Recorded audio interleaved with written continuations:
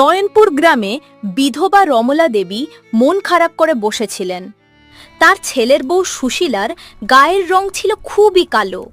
তবে গায়ের রং কালো হলেও সুশীলার হৃদয় ছিল সোনার মতো নির্মল। সুশীলা ছিল শান্ত, ভদ্র আর পরিশ্রমী মেয়ে। সে শাশুড়ির সব কথা মেনে চলত। ভোর থেকে রাত পর্যন্ত সংসারে সব কাজ করত। তবুও শাশুড়ি রমলা দেবীর মন জিততে পারত না। রমলা দেবীর মনে আক্ষেপ ছিল, এমনিতেই তার পুত্রবধূ দেখতে সুন্দর নয়, তার উপর বিয়ের এত বছর পরেও সুশীলা তাকে একটি নাতির মুখ দেখাতে পারেনি। সুশীলার ছিল 5 বছরের মেয়ে মিমি, কিন্তু ছেলে না হলে বংশের প্রদীপ কে জ্বালাবে? এই কারণেই রমলা দেবী প্রায়ই মন খারাপ করে থাকতেন এবং সেই রাগ গিয়ে পড়ত নিরীহ সুশীলার উপর। মা, আমিও চা খাবো। না সোনা, ছোটদের চা খেতে নেই। তোমার জন্য দুধ আছে, এটা তোমার ঠাকুমার জন্য বানিয়েছি মা।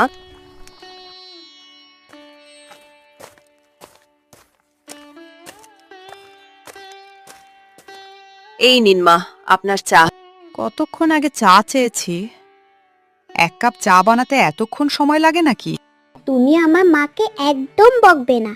মা সকাল থেকে একা হাতে সব কাজ করছে। তুই চুপ কর, বড়দের কথার মাঝে কথা বলবি না। ডেপো মেয়ে কোথাকার। বড়দের সঙ্গে এমন করে কথা বলতে নেই মা, ঠাকমার সঙ্গে ভদ্রভাবে কথা বলো। ন্যাকামোর দেখতে পারি না। বিয়ের এত বছর হয়ে গেল, এখনো বংশের প্রদীপ আনতে পারল না। চত্ব সব অলক্ষণে মেয়ে ছেলে। কি হয়েছে মা? কি আর হবে, তোর সুন্দরী বউকে বলছিলাম, আমি কি বেঁচে থাকতে নাতির মুখ দেখতে পারবো না? হ্যাঁ মা, এই সব কিছুর জন্য বাবাই দায়ী।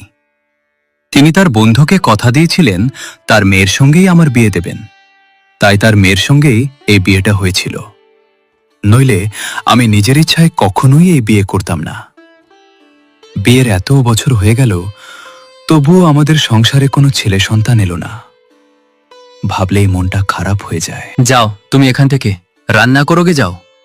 আর হ্যাঁ, রাতে আমার জন্য খাবার বানাতে হবে না, আজ একটা বিয়ে বাড়িতে নিমন্ত্রণ আছে।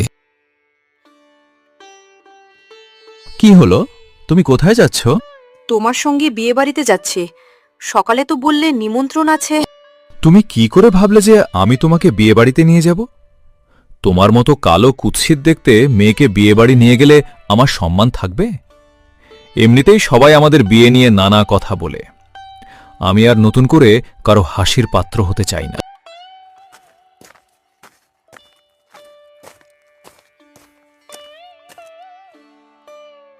একদিন দুপুরবেলা রমলা দেবীর বহুদিনের পুরনো বান্ধবী বিন্দু দেবী রমলা দেবীর বাড়িতে এলেন। আরে রমলা, তোকে আমার ছেলের বিয়েতে নিমন্ত্রণ করতে এলাম। তোদের সবাইকে কিন্তু আসতেই হবে। বিন্দু দেবীর মুখে ছেলের বিয়ের কথা শুনে রমলা দেবী চমকে উঠলেন। রমলা দেবী যেন নিজের কানকেই বিশ্বাস করতে পারছিলেন না। বিন্দু দেবীর ছেলের তো আগে একবার বিয়ে হয়েছিল, তাহলে আবার বিয়ে কেন? এই প্রশ্নই তার মনে বারবার ঘুরপাক খেতে লাগলো। তাই তিনি বিস্মিত হয়ে তার মুখের দিকে তাকিয়ে রইলেন। তোর ছেলের বিয়ে?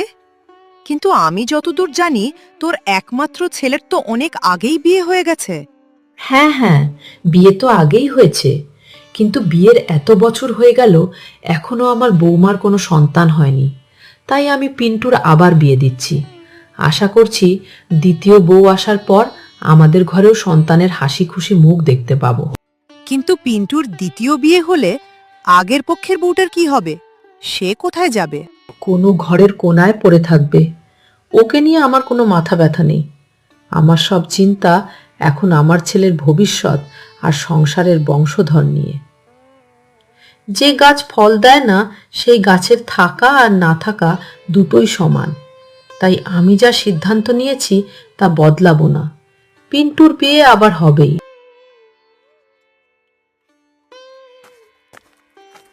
ছেলের বিয়েতে রমলা দেবীকে নিমন্ত্রণ করে বিন্দু দেবী নিজের বাড়ির উদ্দেশ্যে রওনা দিলেন। যাওয়ার সময়ও তিনি বিয়েতে আসার জন্য বারবার অনুরোধ করে গেলেন।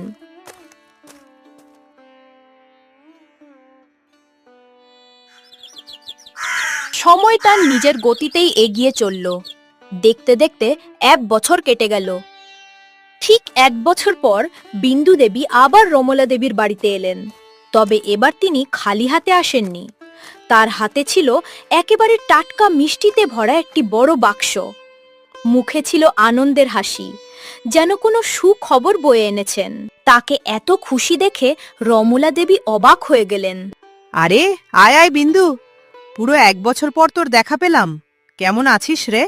আরে দুর্দান্ত আছি রে, তাই তো মিষ্টি নিয়ে সুখবর দিতে এলাম। সুখবর? কি সুখবর রে বিন্দু? এত খুশি দেখাচ্ছে তোকে। রমলা, আমার তো খুশিতে নাচতে ইচ্ছে করছে। আমি ঠাকুমা হয়েছি। আমার নতুন বৌমার একটি ফুটফুটে ছেলে হয়েছে। তাই এই আনন্দের খবর আর মিষ্টি নিয়ে সবার আগে তোর কাছেই ছুটে এলাম। তোর নতুন বৌমার তো বেশি দিন বিয়ে হয়নি, এর মধ্যেই ছেলে হয়ে গেল। হ্যাঁ রমলা, ঠিক 1 বছর আগেই তো বিয়ে হয়েছিল। আর দেখ না, এর মধ্যেই আমার কোল আলো করে একটা ফুটফুটে নাতি এসেছে। এখন প্রথম বউ থেকে হয়নি তো কি হয়েছে, দ্বিতীয় বউ থেকে তো আমি ঠাকুমা হওয়ার সৌভাগ্য পেয়েছি। এখন আমার আর কোনো আক্ষেপ নেই রে রমলা। নতুন বউটা যেন আমাদের বাড়ির লক্ষ্মী হয়ে এসেছে রে। যেদিন থেকে সে এই বাড়িতে পা রেখেছে সেদিন থেকেই যেন একের পর এক শুভ ঘটনা ঘটছে। এখন তো আমার ঘর নাতির হাসিতে ভরে গেছে। দুজন বান্ধবী গল্পে মশগুল ছিলেন। ঠিক সেই সময় সুশীলা 1 কাপ গরম চা নিয়ে ঘরে ঢুকল। এই নিন কাকিমা, আপনার চা। আরে সুশীলা, কেমন আছো মা? এখনো আগের মতোই শান্ত আর ভদ্র আছো দেখছি। রমলা, কিছু মনে করিস না, সুশীলার বিয়ের তো অনেক বছর হলো, এখনো কি ওদের কোনো ছেলে হয়নি? না না, সে গুড়ে বালি। এ এক অলক্ষণে মেয়ে একটা মেয়ের জন্ম দিয়েছে। কবে থেকে নাতির মুখ দেখার জন্য ছটপট করছি, কিন্তু এখন আর এর থেকে কোনো আশা করি না। রমলা দেবীর কথাগুলো সুশীলার বুকের ভেতরে তীরের মতো বিঁধল। তার চোখ দুটো জলে ভরে উঠল। আর এক মুহূর্ত সেখানে দাঁড়িয়ে থাকতে পারল না সে। মাথা নিচু করে নিঃশব্দে ঘর থেকে বেরিয়ে গেল। বিন্দু দেবী চায়ের কাপটা নামিয়ে রেখে বললেন, আরে রমলা, যদি তোর ইচ্ছা এই বউ পূরণ করতে না পারে, তবে তুই তোর ছেলে মোহনের আবার বিয়ে দিয়ে বউ নিয়ে আয়। যেমন আমার দ্বিতীয় বউ 1 বছরের মধ্যেই নাতির মুখ দেখালো, তেমনি তুইও নতুন বউ ঘরে আনলে নতুন বউই তোর নাতির শখ মেটাবে। তাড়াতাড়ি মোহনের আবার বিয়ে দে। কি? মোহনের আবার বিয়ে? আরে এতে এত ভাবার কি আছে? যদি তোর এই কালো বউ ছেলের আশা পূরণ করতে না পারে, তাহলে দ্বিতীয় বিয়ে দিতে হবে না? আরে রমলা, আমি বলি কি, এবারে একটা সুন্দর দেখে বউ বাড়িতে নিয়ে আয়, সেই তোর নাতির শখ পূরণ করবে। সেটা ঠিক আছে, কিন্তু এই সুশীলা আর তার মেয়েকে কোথায় রেখে আসবো? রেখে আসবি কেন? সংসারে কাজকর্ম করার জন্য তো লোকের দরকার হয়ই। নতুন বৌমা সংসারে নতুন সদস্য আনবে, আর সুশীলা ঘরের কাজকর্ম সামলাবে। দুজনের দায়িত্ব আলাদা আলাদা হবে। কি রে, আমার কথাটা মাথায় ঢুকলো তো? এবার ভালো করে ভেবে দেখ। এইভাবেই বিন্দু দেবী রমলা দেবীর মনে মোহনের দ্বিতীয় বিয়ের বীজ পুঁতে দিয়ে বাড়ি ফিরে গেল।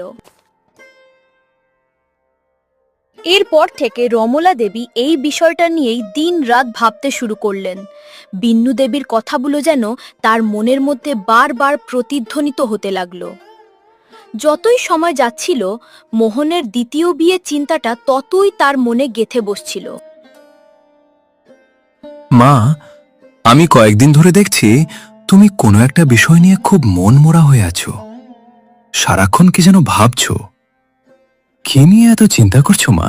বাবা মোহন, আমি বুড়ো হয়েছি। মরার আগে একটা নাতির মুখ দেখে যেতে চাই। এই সুশীলাকে দিয়ে তো তা হবে না। তুই বিন্দুর ছেলের মতো দ্বিতীয় বিয়ে করে নে বাবা। আমি তোর জন্য চাঁদের মতো সুন্দর মেয়ে নিয়ে আসব। ঠিক আছে মা, কিন্তু এই সিদ্ধান্তে শুধু আমাদের কথা নয়, সুশীলার মেয়ের কথাও তো ভাবতে হবে। ওদের নিয়ে কি করবে? সুশীলার মেয়েটাকে নিয়ে তোকে ভাবতে হবে না, ওরা এখানেই থাকবে। তুই শুধু আমার কথায় রাজি হয়ে যা। পাশের ঘরে দাঁড়িয়ে সুশীলা, মোহন আর রমলা দেবীর সমস্ত কথোপকথন শুনে ফেলল। কথাগুলো শুনে তার দু চোখ জলে ভরে গেল। ভারী মন নিয়ে সে ধীরে ধীরে রমলা দেবীর সামনে গিয়ে দাঁড়ালো। মা, এ আপনি কি বলছেন? ওনার দ্বিতীয় বিয়ে? আমার তো বাপের বাড়িতেও কেউ নেই, এই ঘরটুকুই আমার সব। আমার কথা না ভাবলেও অন্তত আপনার নাতনিটার কথাটা একবার ভাবুন মা। মা তো ঠিক কথাই বলছে। তোমার না আছে রূপ, না তুমি আমাকে একটা ছেলে সন্তান দিতে পেরেছ। আমি যদি দ্বিতীয় বিয়ে করি তাহলে তোমার অসুবিধাটা কোথায়? মা, আপনার পায়ে পড়ি, এমন সিদ্ধান্ত নেবেন না। আমি অনেক কষ্ট সহ্য করেছি, তবুও এই সংসার ছেড়ে যায়নি। তোমাকে তো এই ঘর থেকে তাড়িয়ে দিচ্ছি না, তুমি এই বাড়িতেই থাকবে, সংসারের কাজকর্মও করবে, কিন্তু মোহনের বিয়ে আমি আবার দেবই, এটাই আমার চূড়ান্ত সিদ্ধান্ত।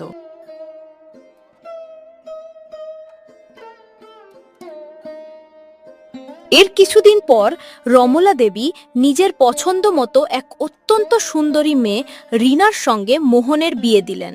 বিয়ের সমস্ত আয়োজন ধুমধাম করে সম্পন্ন হলো। এরপর রিনাকে ঘরের নতুন বউ করে বাড়িতে নিয়ে আসা হলো। ওরে সুশীলা, দাঁড়িয়ে দাঁড়িয়ে কি দেখছো? নতুন বউকে বরণ করে ঘরে তোলো। মা, আমি... হ্যাঁ, তুমি করবে। তুমি ছাড়া এই বাড়িতে আর সধবা কে আছে? তুমি সব নিয়ম মেনে বরণ করবে। এসো বোন, এসো, তোমাকে এই বাড়িতে স্বাগত জানাই। তোমার নতুন জীবন সুখ আর শান্তিতে ভরে উঠুক। মা, আমি এখনই বরণ ডালাটা নিয়ে আসছি।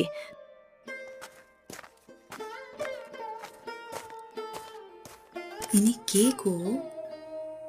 ও আমার প্রথম স্ত্রী সুশীলা। ওহ আচ্ছা, এতক্ষণে বুঝলাম তুমি আমার মতো সুন্দরী মেয়েকে কেন বিয়ে করতে চেয়েছিলে। একে দেখেই বুঝলাম। রমলা দেবীর বাড়ির নতুন বৌমার আগমনের খবর ছড়িয়ে পড়তেই আশেপাশের মহিলারা তাকে দেখতে এলেন। তাকে দেখে সবাই মুগ্ধ হয়ে বললেন, বাহ, কি সুন্দর দেখতে, একেবারে সিনেমার নায়িকার মতো।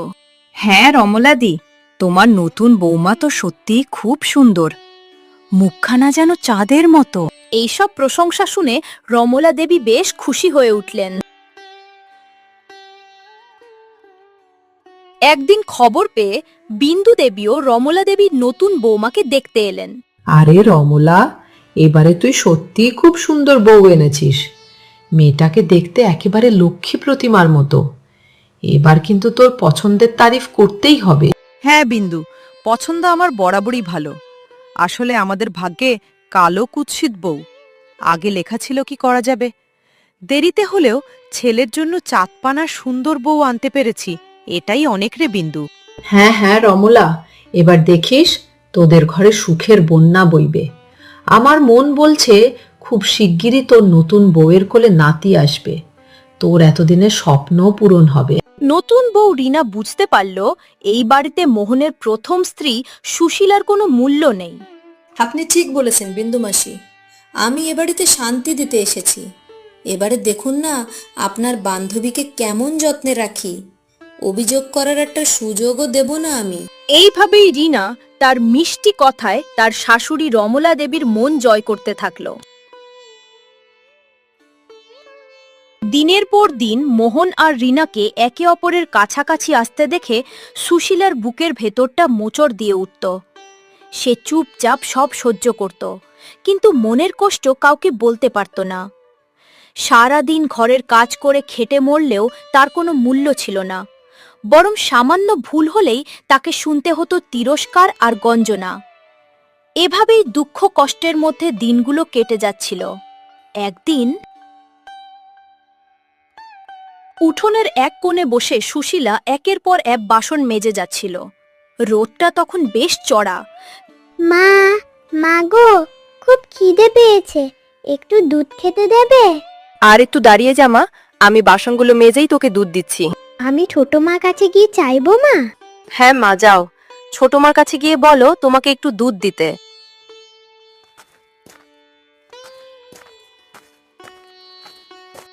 ছোট মা, ছোট মা, আমার খুব খিদে পেয়েছে, আমাকে একটু দুধ খেতে দেবে?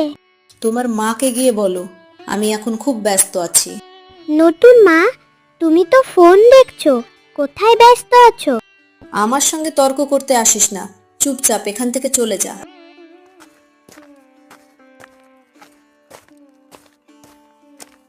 মেয়েটার তো বেশ বড় মুখ হয়েছে দেখছি।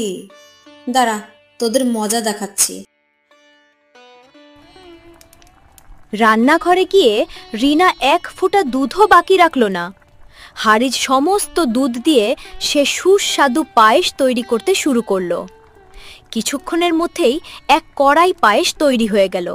তারপর রিনা তার স্বামী মোহন আর শাশুড়ি রমলা দেবীকে সেই সুস্বাদু বাটি ভর্তি পায়েস খেতে দেয়। সুশীলা রান্নাঘরে এসে দেখল দুধের পাত্র একেবারে খালি। দৃশ্যটা দেখে তার ধৈর্যের বাঁধ ভেঙে গেল। দুধের 1 ফোঁটাও অবশিষ্ট নেই দেখে তার ভীষণ রাগ হলো। সে সঙ্গে সঙ্গে বুঝতে পারল সব দুধ অন্য কাজে ব্যবহার করা হয়েছে। সে রাগ আর কষ্ট নিয়ে চারদিকে তাকাতে লাগলো। মা, বলুন তো পায়েসটা কেমন হয়েছে? স্বাদ ঠিকঠাক হয়েছে তো? খুব সুন্দর হয়েছে বৌমা, পায়েসটা খেতে সত্যিই দারুণ লাগছে। রিনা, তুমি সব দুধ দিয়ে পায়েস বানিয়ে ফেললে? মিমি কখন থেকে দুধের জন্য কাঁদছে। ও তো তোমার কাছেও গিয়েছিল, তুমি জানতে না? এ কেমন আচরণ রিনা? একটা ছোট্ট বাচ্চার জন্য একটু দুধও রাখলে না? আমি তো জানতাম না দিদি, আমার মনে হয়েছিল তুমি ওকে খাইয়ে দিয়েছো। আমি তো ওর আর মায়ের জন্য ভালোবেসে পায়েস বানালাম, আর তুমি আমাকে এভাবে বকছো। সুশীলা, কেন তুই বেচারা রিনাকে দোষ দিচ্ছিস? ও কি ইচ্ছে করে এমন করেছে? আমার তো মনে হচ্ছে তুই ওর রূপ দেখে হিংসা করছিস, তাই সুযোগ পেয়ে ওর দোষ ধরছিস।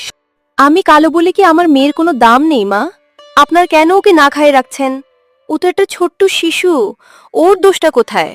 অনেক বড় মুখ হয়েছে তোমার। তুমি আমার লক্ষ্মী বৌমাকে কাঁদিয়েছ। আমি বলছি, এভাবে চলতে থাকলে তোমাকে এই বাড়ি থেকে বের করে দেওয়াই ভালো হবে। না না মা, আমাকে তাড়িয়ে দেবেন না। আমি মিমিকে নিয়ে কোথায় যাব? এই ঘরটুকুই তো আমার সব। দয়া করে আমাকে বাড়ি থেকে বের করে দেবেন না। রিনার মনে তখন আনন্দ উপচে পড়ছিল, কিন্তু মুখে কিছুই প্রকাশ না করে ভালো মানুষ সেজে সে বলল, মা, এক কাজ করলে হয় না? ওনাকে ঘর থেকে না তাড়িয়ে পেছনের গোয়াল ঘরে থাকতে দিন। ওখানে থাকলে ওনার খাওয়া পড়াও হবে, আর বাড়ির সব কাজও করে দিতে পারবে। হ্যাঁ বৌমা, তুমি একদম ঠিক বলেছ, এটাই ঠিক হবে। সেদিনের ঘটনার পর সুশীলা আর মিমিকে বাড়ির পেছনের গোয়াল ঘরে থাকতে বাধ্য করা হলো। তাদের আর ঘরের ভেতরে থাকার অনুমতি রইল না। সেখানে কষ্টে দিন কাটলেও সংসারের প্রতিটি কাজ সুশীলাকেই সামলাতে হতো। অপমান আর পরিশ্রম যেন তার জীবনের নিত্য সঙ্গী হয়ে উঠল। এইভাবেই তাদের দিন কাটতে লাগল। একদিন রমলা দেবীর কথায় সুশীলা মিমিকে সঙ্গে নিয়ে শুকনো কাঠ আনতে গেল জঙ্গলে। জঙ্গলের ভিতর দিয়ে যাওয়ার সময় সুশীলা হঠাৎ দেখতে পেল একটা বড় কৃষ্ণচূড়া গাছের নিচে একজন সাধু বাবা অজ্ঞান হয়ে পড়ে আছেন। দৃশ্যটা দেখে সে চমকে উঠল। ও মা, মিমি দেখ, এই সাধু বাবা এখানে অজ্ঞান হয়ে পড়ে আছেন। মিমি, তুই সাধু বাবার কাছে থাক, আমি একটু জল খুঁজে আনি। হয়তো জল পেলে ওনার জ্ঞান ফিরে আসবে।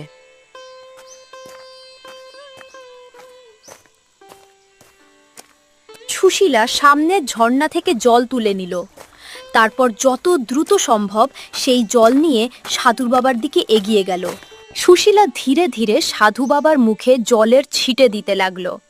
কিছুক্ষণ পর সাধু বাবার শরীর নড়ে উঠল। ধীরে ধীরে তার জ্ঞান ফিরে এলো। সাধু বাবার জ্ঞান ফিরতে দেখে সুশীলা স্বস্তির নিঃশ্বাস ফেলল। তারপর সে যত্ন করে তাকে জল খাওয়ালো। তোমার মঙ্গল হোক মা। আজ যদি তুমি সময় মতো না আসতে, হয়তো আমি মরেই যেতাম। তোমাকে অসংখ্য ধন্যবাদ মা। সাধু বাবা, আমাকে ধন্যবাদ দিয়ে লজ্জা দেবেন না। আপনার মতো একজন সাধু সেবা করা আমার কর্তব্য। এখন বলুন তো, আপনার এমন অবস্থা হলো কি করে? আমি একটানা সাধনায় মগ্ন ছিলাম।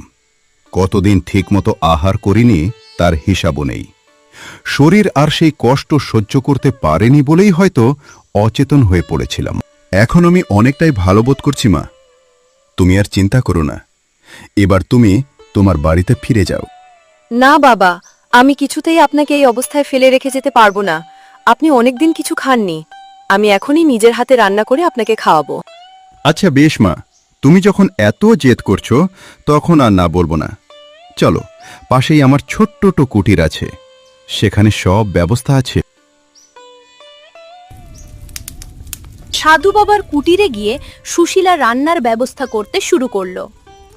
সুশীলা কুটিরে থাকা সামান্য চাল আর ডাল নিয়ে সেগুলো দিয়ে উনুনে এক হাঁড়ি খিচুড়ি রান্না করতে শুরু করলো। ধীরে ধীরে ফুটতে থাকা খিচুড়ির গন্ধে চারপাশ ভরে উঠল। সাধু বাবার স্নেহময় ব্যবহার আর শান্ত কথাবার্তা সুশীলার মনে এক অদ্ভুত প্রশান্তি এনে দিচ্ছিল।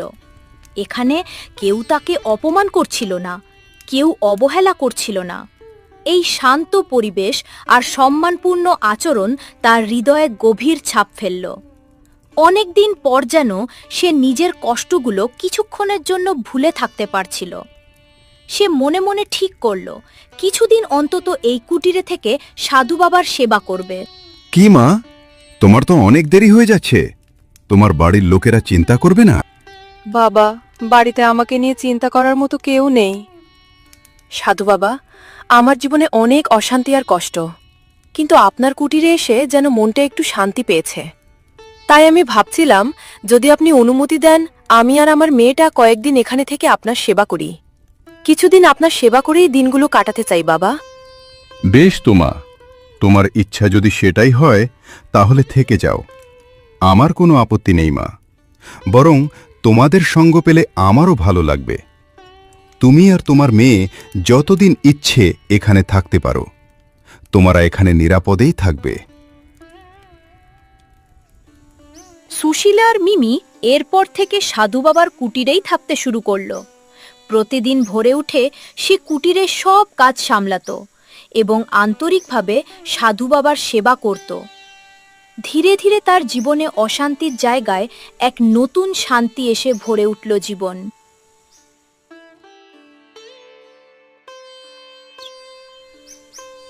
এইভাবেই বেশ কিছুদিন কেটে গেল। ওদিকে বাড়িতে আরে বৌমা, আমাকে সকালে চা এখনো দিলে না, কি করছো এতক্ষণ? যাও, আমার জন্য এক কাপ চা বানিয়ে নিয়ে এসো। রিনা মুখ ভার করে শাশুড়ি রমলা দেবীর জন্য চা বানাতে গেল। রমলা দেবীর জন্য চা বানাতে রিনার একদম ইচ্ছে করছিল না, তবুও অনিচ্ছা সত্ত্বেও সে চা তৈরির কাজে লেগে পড়ল। মুখপুরি সুশীলাটা যে কোথায় গেল? সেই যে জঙ্গলে কাঠ আনতে গেল, তারপর আর কোনো খোঁজই নেই। জন্তু জানোয়ারে খেলো নাকি সাপে কামড়েছে, কিছুই জানা গেল না। আর এদিকে এই বুড়িটা আমাকে সারাদিন কাজ করিয়ে মেরে ফেলছে। ধুর, নিকুচি করেছে সংসারের। আর কতদিন এভাবে ভালো বউয়ের অভিনয় করব? এবারে অন্য কিছু ভাবতে হবে। দরকার পড়ে বুড়িটাকেই পৃথিবী থেকে সরিয়ে দিতে হবে। ও তো বাড়িতে থাকে না, সময় বুঝে বুড়িটার একটা হিল্লে করতেই হবে। একদিন রমলা দেবী বাড়ির বারান্দায় একা দাঁড়িয়েছিলেন। চারপাশটা তখন একেবারে নির্জন, বাড়ির আশেপাশে কাউকে দেখা যাচ্ছিল না। ঠিক সেই সময় একটি অপ্রত্যাশিত ঘটনা ঘটল। সুযোগের অপেক্ষায় ছিল রিনা।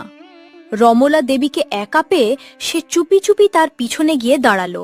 এরপর হঠাৎ রমলা দেবীকে ধাক্কা মেরে ফেলে দিল। মুহূর্তের মধ্যেই নিচে পড়ে গেলেন রমলা দেবী। রমলা দেবী নিচে পড়ে যেতেই রিনা মুহূর্তের মধ্যে নিজের মুখের ভাব পাল্টে ফেলল। সে জোরে জোরে কান্না করার অভিনয় শুরু করলো এবং চিৎকার করে বলতে লাগলো, ওগো, সর্বনাশ হয়ে গেছে গো, কে কোথায় আছো? একবার তাড়াতাড়ি এসো, আমার শাশুড়ি মা পড়ে গেছেন। ওগো, কেউ জল আনো, কেউ ডাক্তার ডাকো, তাড়াতাড়ি এসো। রিনার কান্না আর চিৎকার শুনে প্রতিবেশীরা দ্রুত সেখানে জড়ো হলেন। কিছুক্ষণের মধ্যেই খবর পৌঁছে গেল মোহনের কাছেও। সে ছুটে এসে দেখল তার মা রমলা দেবী জ্ঞানহীন হয়ে মাটিতে পড়ে আছেন। মাথা ফেটে রক্ত বেরোচ্ছে আর চারপাশের মানুষজন উদ্বিগ্ন হয়ে দাঁড়িয়ে আছেন। মোহন হতভম্ব হয়ে গেল। ওদিকে জঙ্গলের গভীরে সাধু বাবার কুটিরে সুশীলা আর মিমি শান্তিতে দিন কাটাচ্ছিল। একদিন সাধু বাবা সুশীলার দিকে তাকিয়ে শান্ত গলায় জিজ্ঞাসা করলেন, মা, তুমি তো অনেক দিন ধরে এই কুটিরে আছো। তোমার বাড়িতে কি কেউ নেই? তোমার আত্মীয় স্বজন বা আপনজন কারা আছে মা? বাবা, আমার এই মেয়েটা ছাড়া এই পৃথিবীতে আপনজন বলতে আর কেউ নেই। জানো দাদু, আমার ঠাকুমা মাকে খুব মারে, বাবাও মায়ের ওপর খুব রাগ করে, আর ছোট মাও মাকে সব সময় কষ্ট দেয়। মা প্রায়ই কাঁদতে থাকে। সাধু বাবা বুঝলেন সুশীলা সবাই থেকেও কেউ নেই। বাবা, আমি কালো, দেখতে খারাপ বলে সংসারের সবাই আমার উপর অত্যাচার করে। এরপর সুশীলা ধীরে ধীরে নিজের জীবনের সমস্ত দুঃখের কথা সাধু বাবাকে বলতে শুরু করলো। কত অপমান, কত অবহেলা আর কত চোখের জল সে নীরবে সহ্য করেছে, সবকিছু খুলে বলল। বলার সময় তার গলা বারবার কেঁপে উঠছিল আর চোখ বেয়ে অশ্রু গড়িয়ে পড়ছিল। মা, তোমার কাহিনী শুনে আমার মন ব্যাকুল হয়েছে। তুমি অনেক কষ্ট সহ্য করেছ, তবুও মানুষের প্রতি তোমার ভালোবাসা আর সেবার মনোভাব হারাওনি। অনেক দিন ধরে তুমি নিষ্ঠার সঙ্গে আমার সেবা করেছ। তোমার এই আন্তরিকতায় আমি খুবই সন্তুষ্ট হয়েছি। আমি তোমার সমস্যার সমাধান করব। তোমাকে আমি বরদান দেব যাতে তুমি পুত্র সন্তান লাভ করতে পারো। তার আগে তোমার দৈহিক সৌন্দর্য বৃদ্ধির উপায় বলে দিচ্ছি। আমার কুটির থেকে বেরিয়ে পূর্ব দিকে কিছুদূর এগোলেই একটি ছোট্ট জলাশয় দেখতে পাবে। সেই জলাশয়ের জল ঝর্ণার স্রোতে পুষ্ট ও পবিত্র। তুমি সেখানে গিয়ে একবার ডুব দিয়ে এসো। ভয় পেও না মা, ঈশ্বর তোমার মঙ্গল করবেন। যাও, আর দেরি করো না। সুশীলা সাধু বাবার নির্দেশ মতো কুটির থেকে বেরিয়ে পূর্ব দিকে হাঁটতে লাগলো। কিছু দূর যাওয়ার পর সে ঝর্ণার স্বচ্ছ জলে পুষ্ট একটি ছোট্ট জলাশয় দেখতে পেল। এক মুহূর্ত দাঁড়িয়ে সাধু বাবার কথা স্মরণ করল, তারপর ধীরে ধীরে জলে নামার জন্য এগিয়ে গেল। মনে সাহস নিয়ে সে জলে পা রাখল। ধীরে ধীরে এগোতে এগোতে বুক সমান জলে গিয়ে দাঁড়ালো। সুশীলা একবার গভীর শ্বাস নিল, তারপর চোখ বন্ধ করে সাহস সঞ্চয় করল। সাধু বাবার কথা মনে করে সে ধীরে ধীরে সেই জলাশয়ের জলে ডুব দিল। ডুব দিয়ে ওঠার পর জলাশয়ের স্বচ্ছ জলে নিজের প্রতিবিম্ব দেখে সে হতবাক হয়ে গেল। সুশীলা যেন নিজের চোখকেই বিশ্বাস করতে পারল না। সুশীলা জল থেকে উঠে এসে দেখল মুহূর্তের মধ্যেই তার চেহারার আমূল পরিবর্তন ঘটে গেছে। সে বিস্ময়ে নিজের মুখে হাত বুলিয়ে দেখতে লাগলো। এ যেন এক অলৌকিক ঘটনা। সুশীলার রূপের ছটা যেন চারিদিকে ছড়িয়ে পড়ছিল। তাকে স্বর্গের অপ্সরার থেকে যেন কোনো অংশে কম মনে হচ্ছিল না। নতুন রূপে সুশীলা সাধু বাবার কুটিরে ফিরে এলো। তার মনে তখন বিস্ময়, আনন্দ আর কৃতজ্ঞতার ঢেউ খেলছিল। কুটিরের সামনে এসে সে শ্রদ্ধা ভরে সাধু বাবার দিকে তাকালো। তার চোখে তখন কৃতজ্ঞতার অশ্রু চিক চিক করছিল। সুশীলার মেয়ে মিমিও মায়ের নতুন রূপ দেখে ভীষণ আনন্দ পেল। সাধু বাবা মুচকি হেসে বললেন, কি মা, খুশি হয়েছ তো? সাধু বাবার কথা শুনে সুশীলার চোখ ভিজে উঠল। সে আর নিজের আবেগ ধরে রাখতে পারল না। কৃতজ্ঞতায় তার চোখ বেয়ে টপ টপ করে জল গড়িয়ে পড়তে লাগলো। বাবা, আপনার এই উপকার আমি কোনোদিন ভুলতে পারবো না। আপনাকে ধন্যবাদ জানালে ছোট করা হবে। আর চোখে জল নয় মা, এবার থেকে তোমার জীবনে শান্তি নেমে আসবে। তুমি মেয়েকে নিয়ে বাড়ি ফিরে যাও মা। আমি আশীর্বাদ করছি, 1 বছরের মধ্যেই তোমার পুত্র সন্তান লাভ হবে মা। যাও, তুমি তোমার সংসারে ফিরে যাও। সাধু বাবার প্রতি গভীর শ্রদ্ধা জানিয়ে সুশীলা মাথা নত করে প্রণাম করল। মিমিকেও প্রণাম করতে বলল। এরপর দুজনে কুটির থেকে বেরিয়ে গ্রামের দিকে হাঁটতে শুরু করল। সুশীলার মনে তখন এক অদ্ভুত আত্মবিশ্বাস কাজ করছিল। সুশীলা অবশেষে নিজের বাড়িতে ফিরে এলো। বাড়ির উঠোনে পা রাখতেই মোহন আর রিনা তাকে দেখে অবাক হয়ে তাকিয়ে রইল। তারা কেউই প্রথমে তাকে চিনতে পারল না। মোহন বিস্মিত হয়ে জিজ্ঞাসা করল, আপনি কে? কাকে খুঁজছেন? আরে, মিমিকেও দেখছি আপনার সাথে। তখন সুশীলা শান্ত গলায় নিজের পরিচয় দিল। সুশীলা কথা শুনে মোহন আর রিনার চোখ বিস্ময়ে বড় হয়ে গেল। তারা যেন বিশ্বাসই করতে পারছিল না যে এই সেই সুশীলা।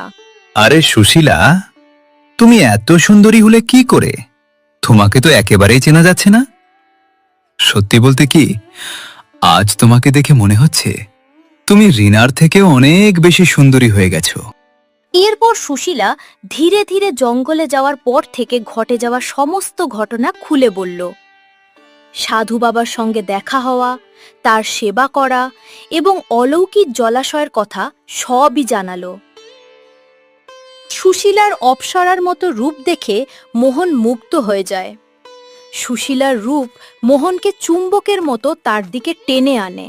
মোহন হাসি মুখে এগিয়ে এসে বলল, সুশীলা, তুমি কেন এখানে দাঁড়িয়ে আছো? ভেতরে এসো। এতদিন পর তোমাকে ফিরে পেয়ে খুব ভালো লাগছে। চলো ঘরে বসে কথা বলি। মিমি, আয় মা, ভিতরে আয়। সোনা মেয়ে আমার। তখন সুশীলা জিজ্ঞাসা করল, মা কোথায়? বাড়িতে ঢোকার পর থেকে তো মাকে দেখছি না। উনি কি বাইরে গেছেন?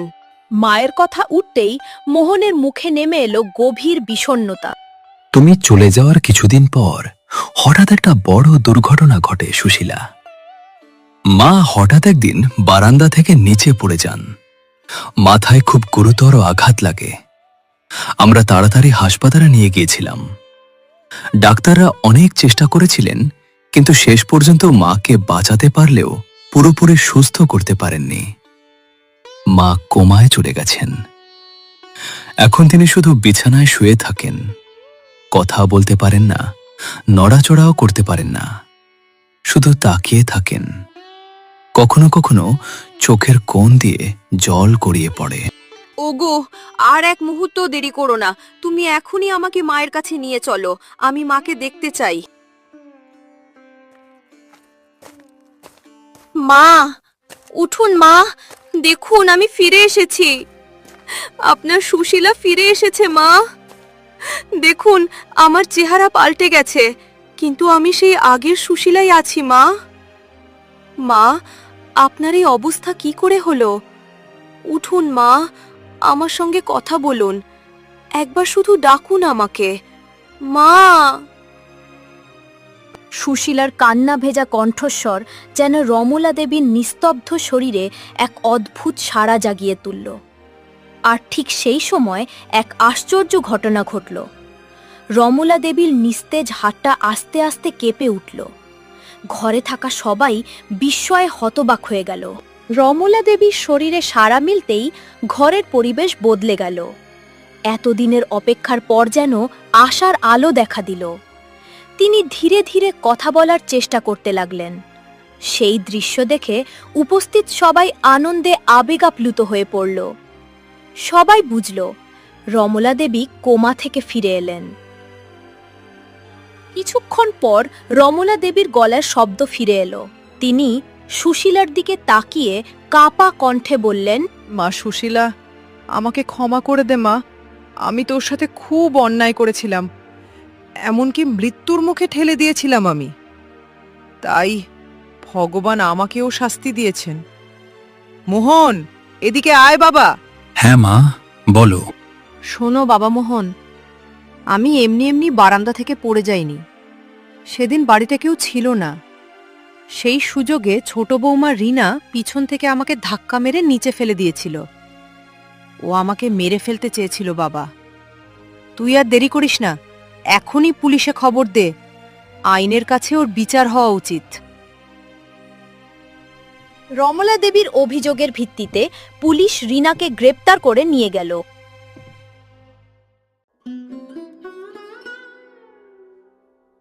এরপর 1 বছরের মধ্যেই সাধু বাবার দেওয়া আশীর্বাদে সুশীলার কোল আলো করে এক পুত্র সন্তান এলো ঘরে। রমলা দেবীও ভীষণ খুশি হলেন নাতির মুখ দেখে। এরপর তারা সবাই সুখে শান্তিতে বাস করতে লাগলো। বন্ধুরা, প্লিজ এক্ষুনি ভিডিওটা হাইপ করে দাও আইকন বারে গিয়ে। এই গল্পটা তোমাদের কেমন লাগলো এখনই কমেন্ট করে জানাও। আর দেরি না করে চটপট লাইক, শেয়ার, কমেন্ট আর সাবস্ক্রাইব করে দাও, যাতে তোমাদের জন্য আরো সুন্দর সুন্দর গল্প নিয়ে আসতে পারি। তাড়াতাড়ি কমেন্ট সেকশনে গিয়ে তোমাদের মতামত লিখে ফেলো।